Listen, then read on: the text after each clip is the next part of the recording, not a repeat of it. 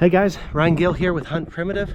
We're out in Arizona right now hunting javelina, but in this video we're going to take you back to the shop in Florida and we're going to do a gear prep and kind of a gear dump on all the things that we brought out here to hunt in this wonderful place. So hang with us and we're going to get to it, but remember, you're going to get to watch this hunt that we're doing right now on the first of the month hunts, which is going to be on February 1st. What a beautiful day in God's creation. Chilly this morning, the robins are migrating. Got a bunch of robins up in the trees. Ducks are over there yelling at me. And got a new load of rock out here. And what a beautiful day to be out and around. And I'd like to spend a lot of time outside. I get to spend some because I got to test shoot some arrows, but I'm gonna have to spend a lot of time in the shop too because we're getting really close to this javelina hunt, heading to Arizona here in, I don't know, about a week and a half or so, and I gotta still test some arrows, get some points glued and hafted on, and kind of gear dump some stuff out. But man, what a beautiful day to be outside. Oh, robin sitting up there in that dead tree that I need to cut down.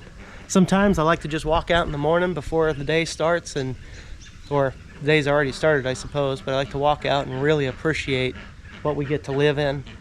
And I guess then it's time to get back to work.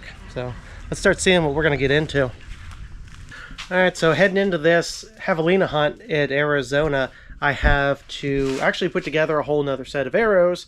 I usually have about a dozen arrows on hand at any given time whenever we go to hunt. And then of course, after we get back from hunting, usually shooting hogs or whatever, arrows either need to be replaced or repaired, but it's usually just 1, 2, maybe 3 arrows at the most.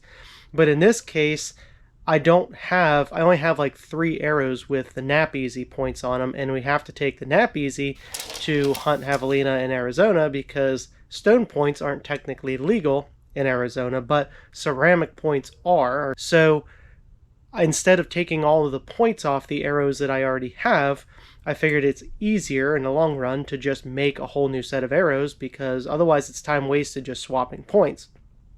Whereas it never hurts to have extra arrows, so this way now I'll have extra arrows for future hunts. Anything that I don't use in this hunt, obviously we'll be able to carry over and still hunt with them in other places as well. So that's kind of the game plan here. Is I've got a set of arrows that I have to build for Vastin, so he needs some with Nap Easy points, and then I'm gonna need I'm gonna make a dozen also, and then start working through picking my favorites out of those. And then I've already got 3, I think, with Nap Easy points. If I have another 6 or so then I have a total of 9, that would be great, and then a dozen would be even better. But honestly, only allowed to shoot 1 javelina. If I can't do it with 9 arrows, then I probably don't deserve one. So I feel pretty good about that, although I do like to usually have some extra points on hand as well.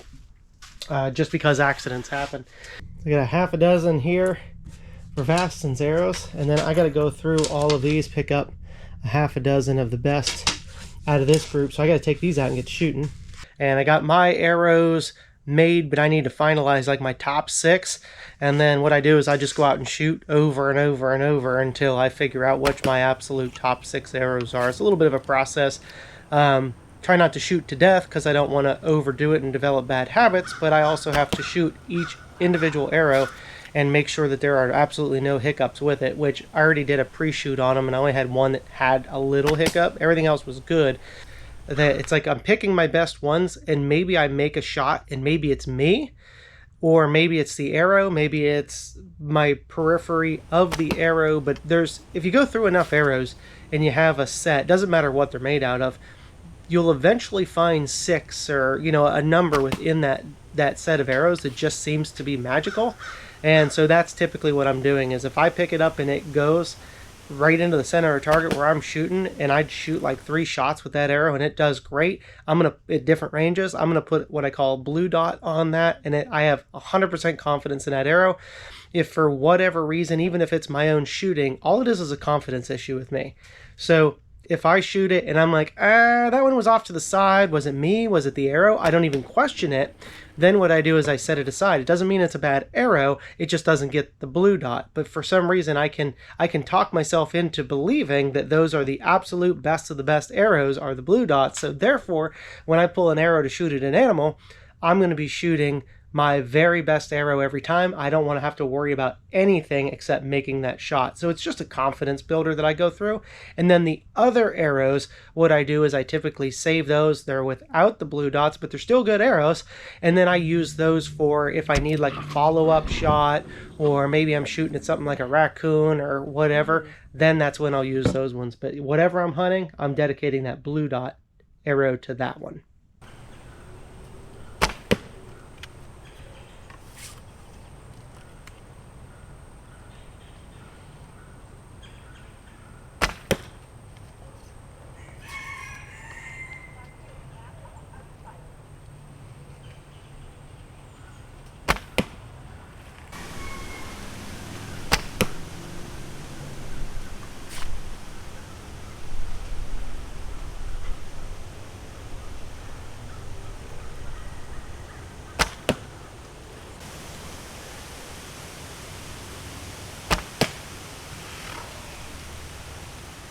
I don't want to shoot too much because then fatigue starts to set in and then you start to suck. We'll try them one more time.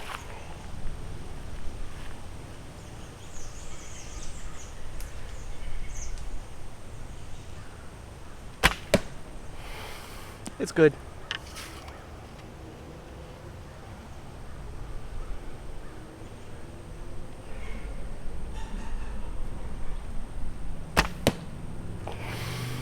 Just fine. So right now I'm just working on a dry fit on his arrows here. So starting to work on hafting these up. So I want to make sure that they're seated all the way at the bottom. So just got a nice tight little fit, and then we're going to be able to thin this down and really smooth taper this in. And of course it's not aligned very good now, but we'll get it set up in here.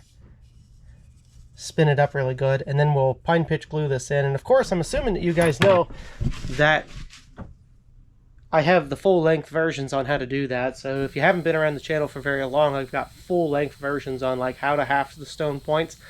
But the best way to find any of those videos on how to do stuff, like how to build the arrows, how to nap points, how to haft points, would be right here on YouTube. To go to the YouTube search bar and type in Hunt Primitive Hafting Stone Points, or Hunt Primitive how to build cane arrows, or Hunt Primitive how to build a bow, or whatever it is you want to know. So at least then you guys know what to look for and how to find it, because I got how-tos on how to basically do everything.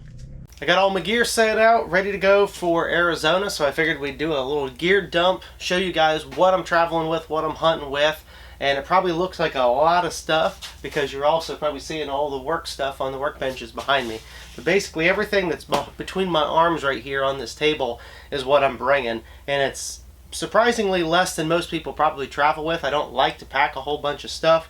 I've tried to be as much of a minimalist as I can while still being prepared. And then of course, I got a big chunk of camera gear that ends up going with me. So anyway, I'll start all the way over here, and then I'm going to bring my pack basket this time. That's made by Heartwood Homestead, so she makes a really nice pack basket. I saw this one she had. I was like, yep, gotta have it. It's beautiful. It's really well made, and it's very, very lightweight. I added these straps on it that'll even tie and buckle in front, so it's going to be really nice to carry as a day pack, because we're probably going to be putting on quite a few miles. I mean, I wouldn't be surprised that we do somewhere between 7 and 10 miles a day total by the time we're done walking, maybe even more than that. Just depends, I guess, on where we need to get to. So I can put my day stuff in here, water, a few snacks, and then also a game bag and knife, whatever I need. And then we end up killing a javelina. This is a perfect size here to be able to bone the meat off into a game bag, which I've got. Really helps to keep the dirt and stuff off of it. And I can put the meat, the head, the hide, whatever I want in this bag, and then be able to walk out. And then of course the stuff that's in the bag, it's going to be in a dry bag just like this, and I'll talk about that here in another minute. But then that's handy because you just fold that into a handle, so if you need to carry an extra bag, then you can carry it if this thing's full of meat. But I really been looking forward to taking this out and really using it, and the fact that it's so light is going to help a lot. So then I always bring 2 bows when I travel, just because accidents can happen. You just never know. Knock on wood, I've never needed the backup bow, but I am always going to travel with one, because all it takes is one misstep, somebody not paying attention, accidentally back a vehicle over it. Who knows? Accidents. Maybe the airlines breaks one. So I always travel with 2 bows. My backup bow is going to be my bison bow. It's the book that's on the cover, The Secrets and Science of Primitive Archery. It's the one I shot the bison with, and a whole bunch of other stuff. And then my other normal hunting bow, High Plains model. If you've watched the videos, you've seen I've shot a lot of stuff with this as well, deer and hogs. And that's the one I'm sticking with. That's my go-to bow at the moment. And then the other one's a backup bow, but they both shoot almost exactly alike, and I love them both. And of course, I always travel with my arrows. I travel with a couple blunts. That's for practicing and for shooting at small game, stuff like rabbits. You've seen me use those plenty of times. And then if you watch the flint napping video that we did in preparation for this hunt, all the arrows are tipped with Nap Easy points, so our new Nap Easy product. That's what's going to be legal to hunt with stone points in Arizona, because stone isn't legal, but the Nap Easy is legal by the definition that's in their law. So I've got 9 arrows sitting here right now. I'll probably bring a couple extra and then a couple extra points if I don't have time to finish them all before I leave, because it's coming up here real soon. We got to get going. And then of course I got my GoPro on a stick, so when I'm self-filming, this is real handy, a lot lighter to carry and a lot more compact than the big camera. So if I'm just self-filming myself, I always walk and carry this with me. And then when it's time to hunt, we turn it on, stick it in the ground, and I can turn it and film whatever. That's what most of my self-film hunts are done on, is this. Now all of my bows and arrows and quiver are going to go on the plane, knocking stuff down, in this special travel tube that I built. But even before I leave here today, I gotta fix this, because thank you Southwest Airlines for breaking my PVC bow tube that I made. We ship bows and arrows in this stuff all the time and nobody ever breaks it, but leave it to an airline to bust it, so I gotta fix that. And that's another reason I always have an extra bow, because you never know what somebody's gonna do when they handle your stuff.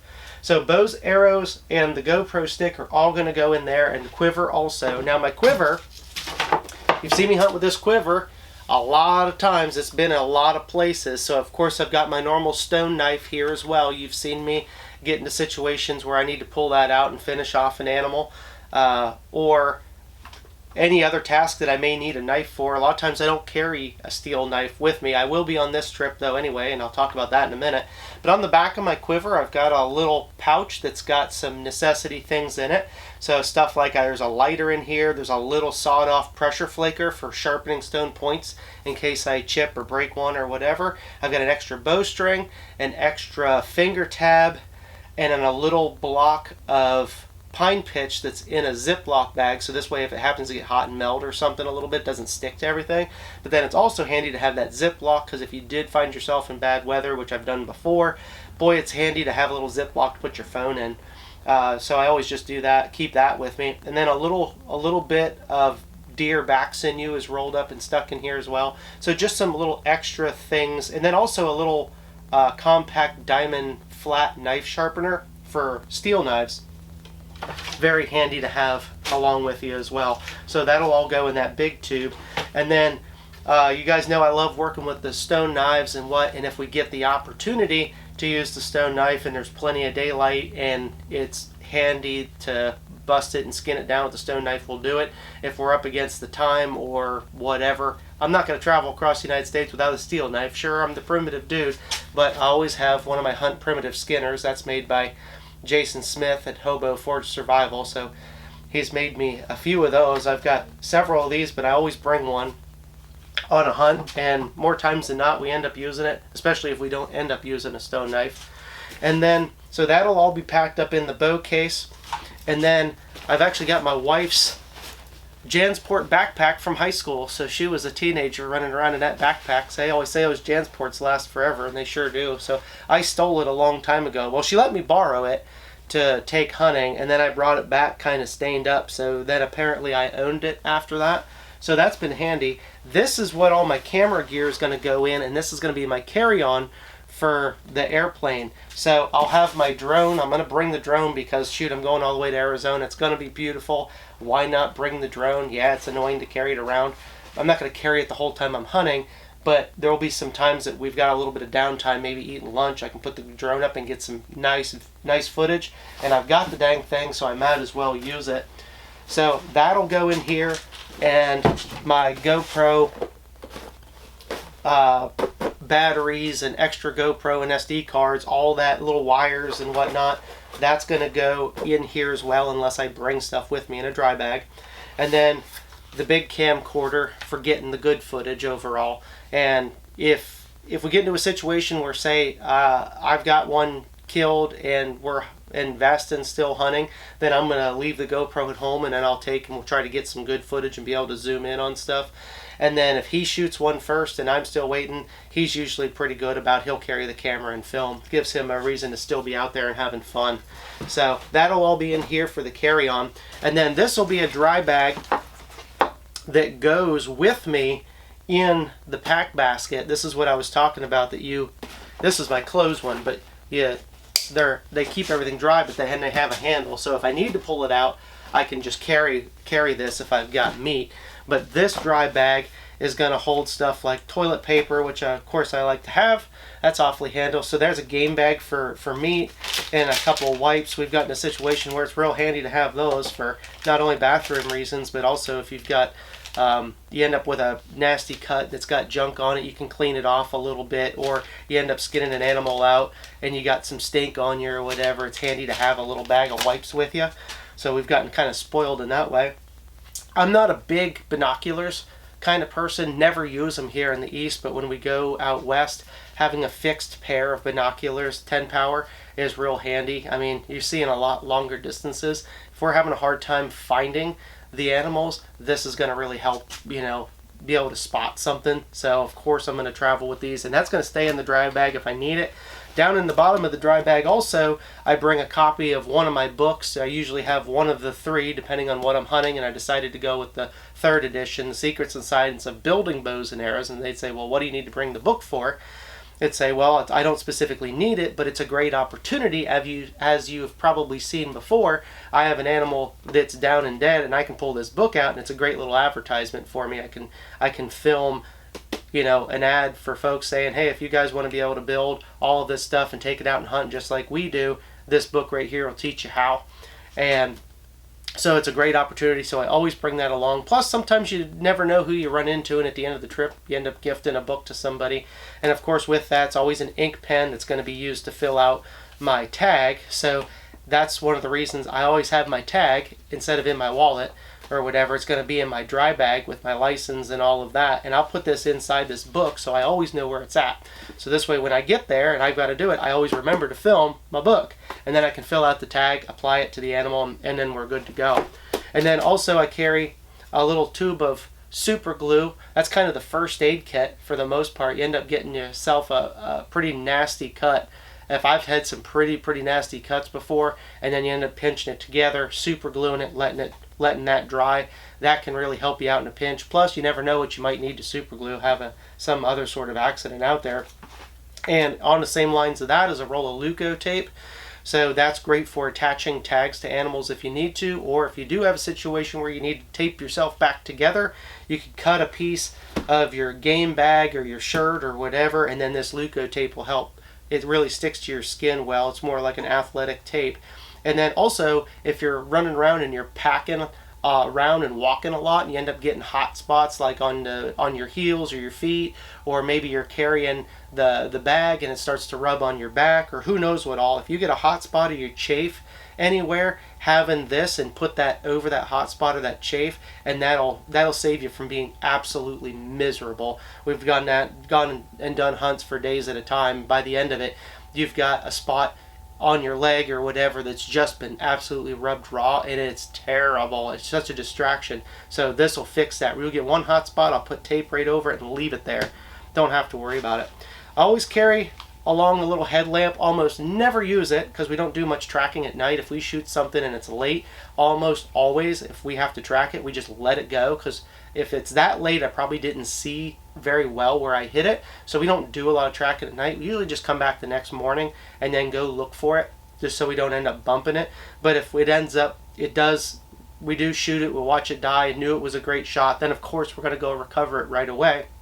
And then it might be in a situation where we are having to bone meat off as it's dark or getting dark, and then pack out. So it's real handy to have have a headlamp, and I always change the batteries before I go on a new trip. And it's an LED, so it lasts a long time, but changing the batteries before I go, so there's always fresh ones in here. Even though I don't use it, I still change them out. And then I also carry, this is a big LED that's got a hot shoe mount on it that goes on top of my camera, and sometimes I use it if I have to film at night, do a nighttime recovery or whatever, and you can turn this thing up and it's bright, but that's also real handy to snap a battery in the back. And if you got to use it to get out, I mean, this is like a big floodlight. It's a real handy thing to have. And then all that stuff is going to go in that dry bag, like I said, and then along with probably this camera, and it'll go down into here. Now, as far as day snacks, I buy these bulk packs of RX bars and typically take them on a lot of my hunts. So we'll just go like on Amazon and buy big boxes of these, and I don't bring them obviously all at once, but I'll bring a handful with me when I go on a hunt. And then when I'm going out for the day, I'll take 2 or 3 and throw them in there. And then we'll be coming back. We'll be doing like day hikes out, and then we'll in the morning, and then we'll probably work our way back in and find ourselves back sometime around lunchtime. And we'll be out in the middle of it, so we're not gonna be like driving an hour somewhere into town to get something to eat or going back to the house or whatever. We're not camping out there. It's not a stayover trip, and it's not a survival trip. This is just a hunting trip. We're going to go have fun. We want to get good night's sleep, all that stuff. So we are going to be staying at a house while we're there. It's going to be about an hour and a half away from where we're hunting, because we're out kind of pretty far. So during the day, I've got a metal pot that I bring, and it's got some plastic forks, and I've got a couple rubber gloves in there in case we have to do some nasty skinning or whatever. And then you want to keep your hands kind of clean. I normally don't bring them, but Zach said that the Javelina and their gland that's on their back is pretty stinky. He says you may decide you want a glove on your work hand. And then I always bring a little thing of instant coffee packets. They're just individual packets, because I'm a big coffee fan. And so therefore, if I get out, it's like really nice to have a cup of coffee sometimes at lunch, or sometimes you go places and there's just no coffee, and it would be really nice to heat up some water, and they're just instant, so you just dump them right down into this, and then you've got coffee. But then when we come back at lunch, I can make a little fire, or if we really need to, I can go to the store and buy a little propane stove while we're there. And then I bring these along because they're easy to pack and they're lightweight, and all you have to do is add the hot boiling water to the bag, and within a few minutes it's ready to eat. And there's enough in one of these bags, once it's hydrated, that Vastin and I can both eat lunch from one of these. So one of us can have the bag, and then the other one will pour it back into the bowl, so we'll be able to have lunch while we're out there and not have to come back. But it'll be a nice hot meal that'll be very filling. And then we'll probably stop at the store. I know we'll stop at the store after we get there and get on the plane, rent a 4-wheel drive and all that kind of stuff. Heading out, we'll stop at the store and we'll pick up provisions for the week. Normal food for the evening. I know Casey's going to be there with Health Primitive. A lot of times we join together and coordinate some of our trips. So this is a great opportunity. She's going to come, and she's off adventuring. Her and her friend are going off to adventure and on their own, and look at plants and document all that stuff like she does over on her channel. And then we ended up splitting the house rental, so she anticipates being back. She'll probably already we'll buy the food, and she's already thinking we'll have dinner ready for you guys for when you get home. So that's going to be very handy, so I don't need to worry about dinner. That should be there once we've got it. But of course we'll pick up a couple extra snacks, a bag of jerky or so, and then we'll throw it in the vehicle and then throw it in the day pack as well. So that's going to pretty much handle all of that stuff that's going. And then as far as what I'm bringing and what I'm wearing, I've got my normal Moccasin Canada moccasins. These are the real lightweight ones. It's just leather. There's nothing else in here, so they're great for stalking around. Those usually do me well even in the winter, unless it's really cold. But my feet typically run hot anyway, especially when we're doing a lot of hiking. But just in case, especially if I travel somewhere and it's gonna be cold, I have another pair that's got a lot more robust of the crepe rubber bottoms, and then these ones are fleece lined, and so they're very, very warm. In fact, I typically end up way too warm in these, but they're also handy to have. If my feet got to get too hot, then they got to get too hot if I absolutely need them.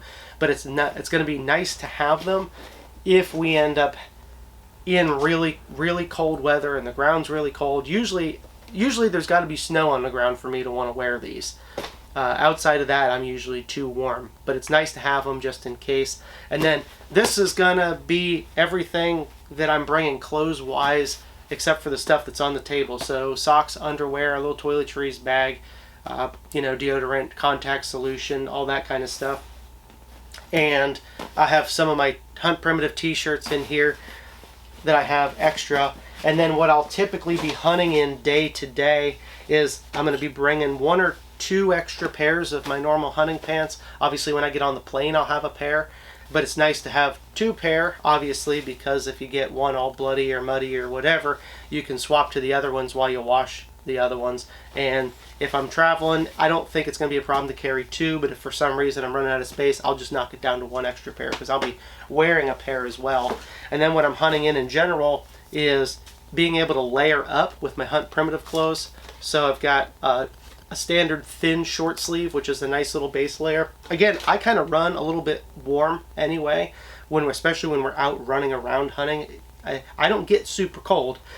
I will have an overcoat just in case if we end up sitting around and the wind's blowing and it's really cold. But remember, I lived in Montana for a couple years, so I pretty well know what to expect going into where we're hunting and different climates. So then over top of the thin layer, I'm going to have a medium sized one of my sweatshirts.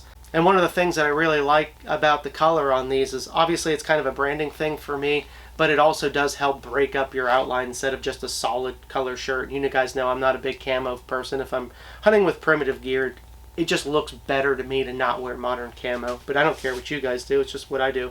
So I'll get the thin layer. Then I've got a medium sized sweatshirt, so it fits a little bit more snug, but not too tight. And then I've got a large sweatshirt that I can put on over top of that so I can knock these layers. In fact, I didn't have a medium one painted up anymore, so I had to paint that medium so I could have another layer. And then on top of that one, I've got a big wool lined vest. And I've had this vest a while, but I've actually decided to go ahead and paint it as well, just so I'm running layers of this Hunt Primitive gear.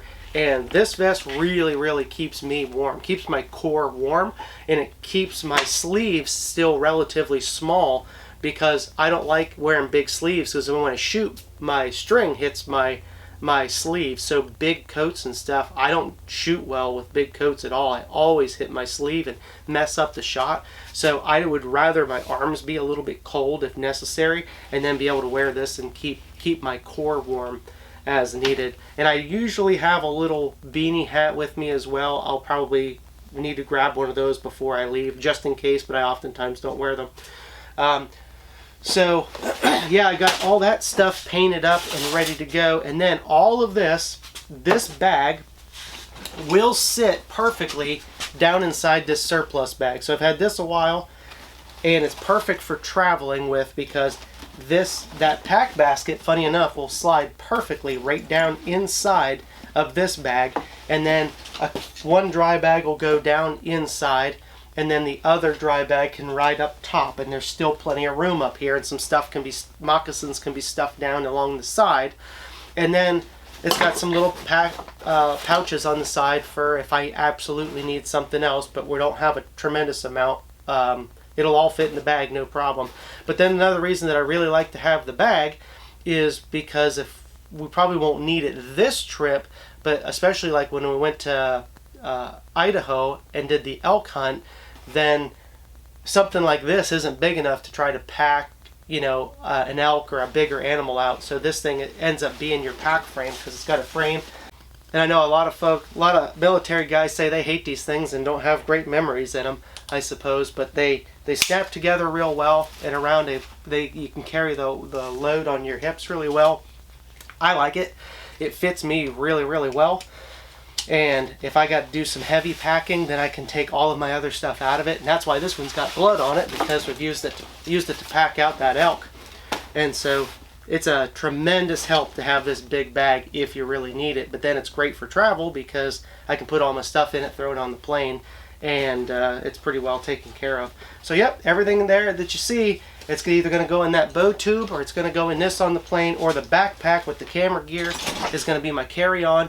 And then when we get there, this is everything that we need for the entire week. So I guess that's it. I'm going to do a triple check on everything, charge up batteries, and we're loading up and ready to go. So next stop, we'll see you in Arizona.